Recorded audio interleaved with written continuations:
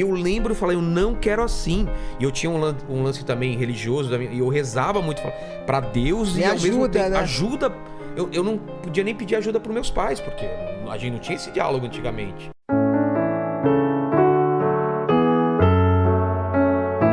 Pô, tá parecendo uma consulta agora. Não, mas quando eu era criança, eu era teu. muito infeliz, porque era muito tímido, eu não conseguia falar com ninguém. Isso me incomodava de um jeito. Eu era afim de uma garota, eu não conseguia nem pensar na possibilidade. De falar. E teve não conseguia apresentar o trabalho na frente, eu não conseguia fazer então nada. Você tinha fobia social. Fobia social. Isso mesmo. E eu, conscientemente, eu falei, eu vou mudar isso e vou. E foi um dia que eu decidi isso, tá me fazendo muito mal. E aí eu falei, quem vai apresentar o trabalho? E eu morrendo de medo, eu falei, vou apresentar o trabalho.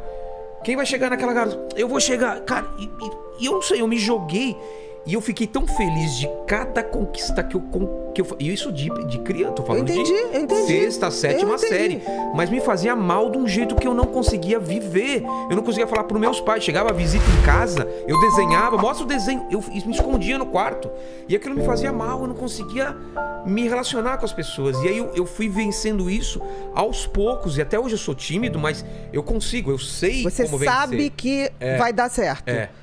Olha o que você fez. Você fez uma coisa que é assim, medo e a fobia social, medo. Vou te dar um exemplo pra você entender como que eu era. Eu adoro futebol. Adoro. Meus pais minha família sempre morou na praia, em Santos. Eu ia na praia, ficava o pessoal jogando futebol em Santos, lá na areia.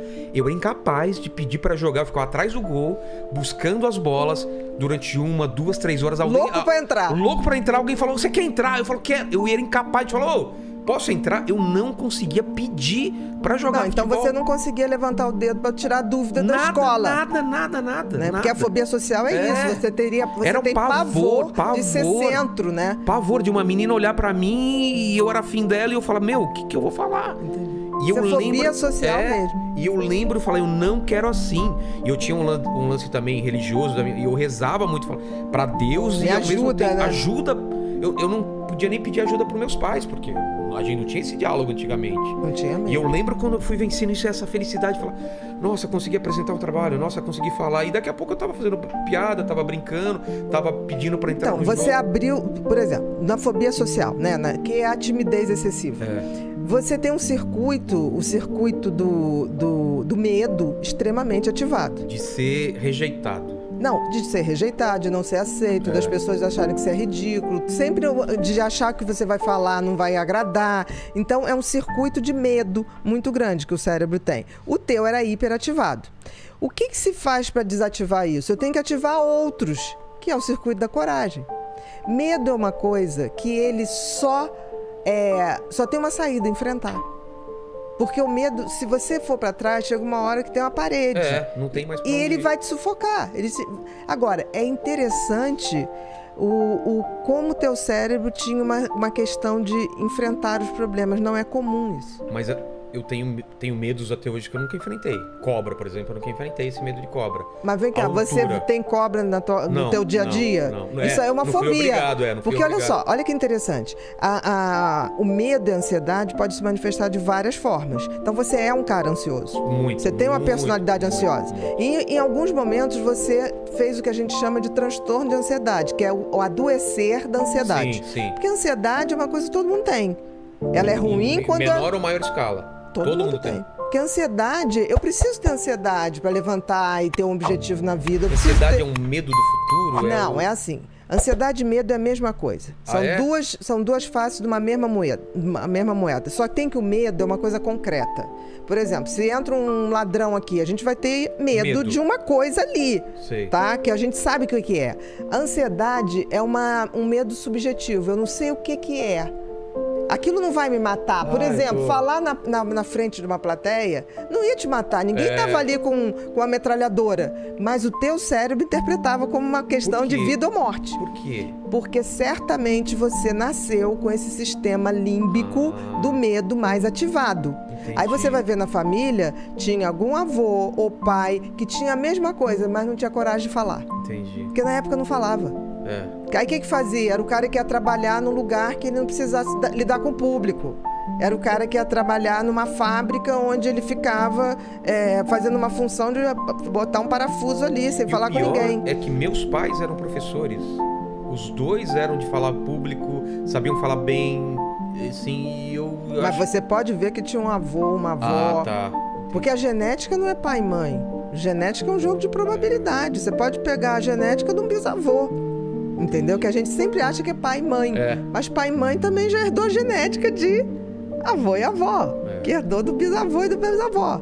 Então, assim, quando você tem ansiedade, é normal ter ansiedade. O problema é adoecer da ansiedade. A fobia social é um adoecimento da ansiedade, que é isso que impede. E você está falando uma coisa tão interessante. Primeiro, interessante é você ter percebido isso e você partiu para enfrentar. Que me fazia muito mal. Mas é sensacional. Era... O tratamento de fobia social é fazer isso. O que a gente propõe para o fóbico social? Olha só, a gente vai te preparar para você enfrentar. Então, tem uns que não conseguem enfrentar. Você primeiro tem que medicar para ele enfrentar, para depois você ir tirando o remédio e falar, tá vendo como dá? Tanto que tem gente que tem tanto pavor que a gente usa o quê? Realidade virtual. Olha só. Esses óculos de jogos, a gente hoje usa pra gente que tem medo de falar em público. Que é uma coisa controlada. Tá ali, a gente tá ali, você vai desensibilizando. O que você fez? Eu quero. Você foi desensibilizando teu cérebro. Você fez certo. Agora, espantoso é você ter sacado isso sem ter sido ensinado. Você não é burro, você é inteligente. Mas eu acho que foi uma forma de sobrevivência também, porque eu tava me fazendo muito mal. Tá, mas você teve a coragem. Sim.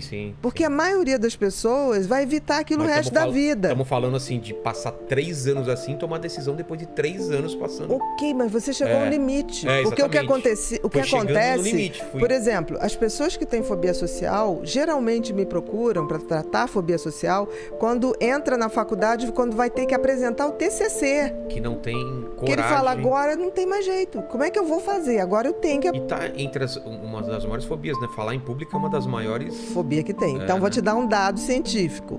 Os ingleses têm mais medo de falar em público do que de morrer. O quê? Exatamente. A fobia social e o índice de fobia social da Inglaterra é altíssimo. Por isso que os ingleses são tidos como um povo que não gosta de dar informação, reservado, arrogante. Não, eles têm pavor.